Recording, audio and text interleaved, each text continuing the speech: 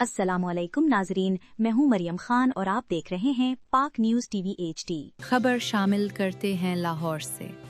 ہمارے نمائندے محمد نور اکبر کی رپورٹ کے مطابق لاہور میں کوٹ لکھپت کے علاقے میں انسداد پولیو ٹیم پر حملہ کیا گیا، جس کے نتیجے میں ایک خاتون پولیو ورکر کا سر پھٹ گیا اور وہ شدید زخمی ہو گئی۔ پولیس کے مطابق حملے میں خاتون ورکر کے سر پر اینٹ لگنے سے زخم آئے، جبکہ اس کی اسکوٹی کو بھی نقصان پہنچا۔ پولیس کا کہنا ہے کہ واقعہ اس وقت پیش آیا جب خاتون پولیو ورکر نے بچوں کو ویکسین پلانے کی کوشش کی۔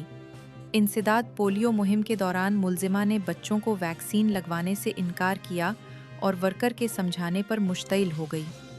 پولیس کے مطابق خاتون اور اس کی 2 بیٹیوں نے پولیو ٹیم پر حملہ کیا۔ واقعے کے بعد انسداد پولیو ٹیم کے انچارج کی درخواست پر مقدمہ درج کر لیا گیا۔